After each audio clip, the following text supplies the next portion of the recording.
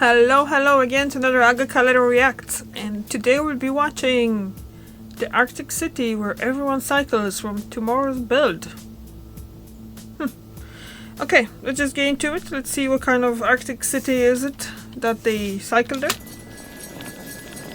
Welcome to Oulu, Finland. It's a cold winter's day and this group of kids is cycling through the snow to get to school. And they're not alone. Roughly 1 in 5 trips here are done by bike. As other cities were crafting their master plans around cars, Oulu made the decision to plan around bikes. In the 60s, 70s, the tradition of cycling didn't die here completely like it did in so many other Western cities. Today it's a sort of cyclist utopia with nearly 1,000 kilometres of cycling superhighways and segregated bike paths. Now the rest of the world is slowly catching up. There's been a fundamental shift in how the allocation of space in our cities is perceived. As the pandemic cleared traffic from our roads, bike sales took off and cycling lanes popped up in cities almost overnight. But many of those measures are temporary. Now the question is, what would it take to make them last?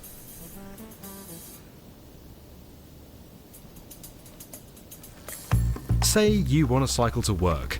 That experience is going to feel very different depending on where you live.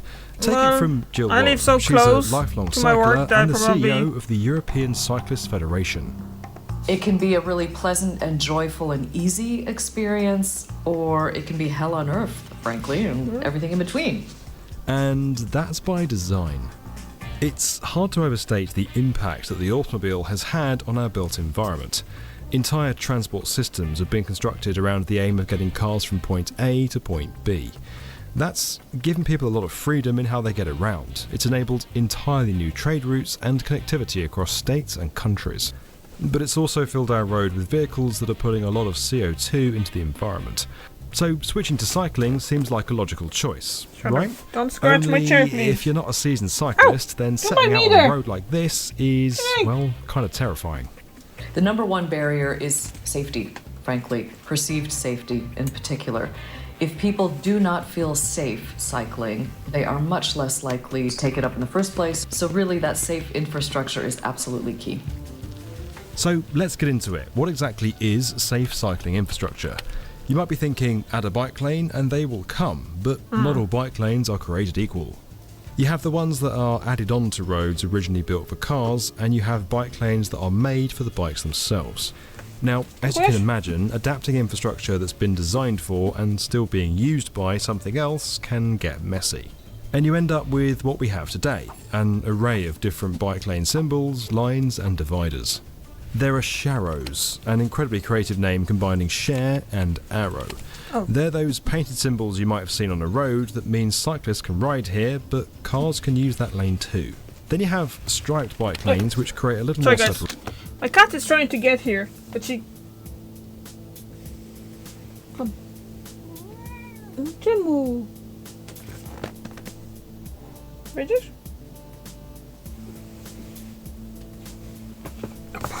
Say hi to Shadow.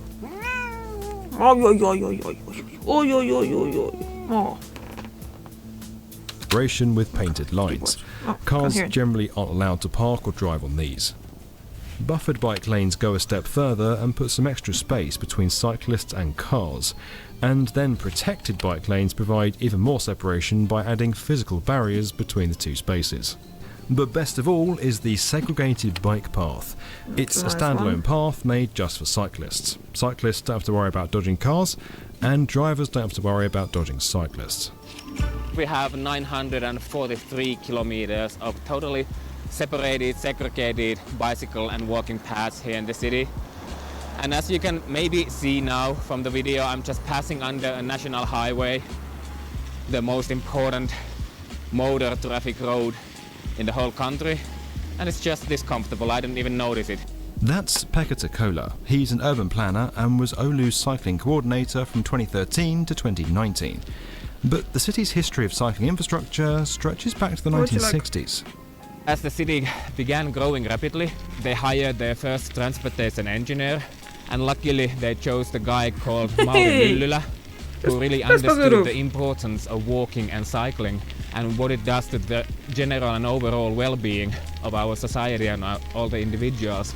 And he pushed through numerous direct, comfortable and fast paths at the same time as the city was expanding rapidly. So, for example, this path I am on, please. this was built in the 70s, and from the city center to Maikkula district in the east, it's a 5-kilometer section right from the city center where there's not a single crossing with motor traffic at the same level. It's cool. It's very cool. Oulu's success comes from more than just segregated bike lanes. There's a whole load of design choices that make it possible for someone to, say, do an interview in the middle of a bike ride without worrying about crashing. First, the city's invested in proper lighting. 99% of bike paths are illuminated, and when painted signs on the road might be hard to see, traffic signs are projected onto the paths. Cool. That's and even you're probably wondering better. about the snow. Oulu's less than 200 kilometres from the Arctic Circle, so they get a lot of it. The city takes a few different approaches to dealing with the winter weather.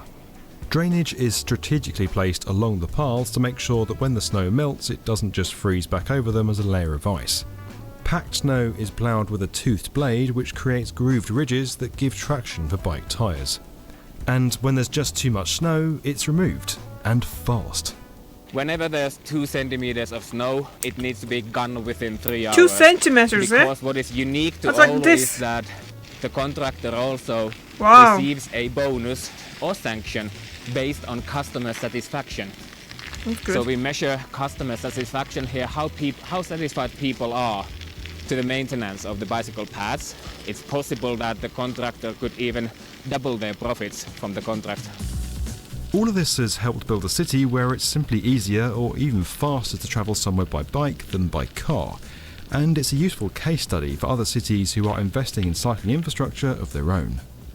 In the summer of 2021, most EU countries mentioned cycling in their pandemic recovery plans, and nearly $2 billion has been earmarked for new cycling efforts. I honestly believe that if you build it, they will come. I think there are so many potential cyclists and people who would cycle more lurking out there, just waiting for the right kind of infrastructure that they would feel comfortable doing that on. You just look at the pandemic. How many people dusted off a bike, got it out of the garage, went and bought a new bike because all of a sudden they could without fear of getting killed, you know? Of course, a shift towards cycling important requires too. more than just building the infrastructure. People need to feel safe and know how to use the system. And of course, you need the political will to get it all done. I think the biggest challenge is deciding, okay, we're going to have cycling and we're going to do this. Because there's that fear of messing with the status quo, of the backlash from car drivers. The debate over bike lanes is a heated one. Cars have become a part of many people's daily lives, and cycling can be dangerous if the infrastructure isn't robust or well maintained. Some business owners have worried that bike lanes will reduce their access to parking and deliveries, or that they'll create more traffic and congestion. But the pandemic has revitalised the conversation over how we should use our roads. Some of us got a glimpse into what it might look like if we blocked off streets for pedestrians and outdoor dining, and added cycling and walking paths. Yep. But it was just that, a glimpse. The pandemic Well, some measures were places more or did less it. patching over our current infrastructure that's built for cars. Oulu shows what's possible when you design for bikes in the first place. And as cities around the world are given a chance to reimagine our roads, they're faced with a choice. Is it time to update the system we have, or build a new one altogether? If you enjoyed this video and you want to learn more about where construction is headed, make sure you're subscribed to tomorrow's build. Subscribes for years now. Okay, guys, so like I was trying to say, like, if I have a bike and I want to try to cycle to my work, it probably would take me longer to take my bike down to the street than actually what I walk to my work, because I'm working really close. But I think it should be. That's what they pointed out. Like, there would be more cyclists if they would see infrastructure that they would feel comfortable with, like riding on the. Like, the thing is as well that I can kind of see, I'm a pedestrian because I have no bike and I have no car, so I walk, and I see that there are bikers that are having how to say it now, like a not secure, but they way of doing stuff like cycling That they have the lights, that they have high visibility jackets, they have the reflective gear on them and stuff like that while they're using the streets. And there are those that they don't have any of that and they're still using the streets. And I'm not talking about using the streets as in cycling on the footpath. No, I'm talking about actually cycling on where the cars are as well. And especially that's very dangerous during the early morning times when I'm going to work when it's still dark, or in the evenings and stuff when it's dark as well. And especially like here in Ireland, if it's it's very raining and gloomy and people can't see, they want to go and see you quickly enough. So yeah, I don't know if they're doing something here because I'm not really that interested in cycling because like I said, I have no bike. Do you cycle? Do you cycle a lot? Do you just do it to get it from one point A to point B, or are you just doing it as a exercising way? Okay. Thank you very much for watching, and I'll see you tomorrow. Bye!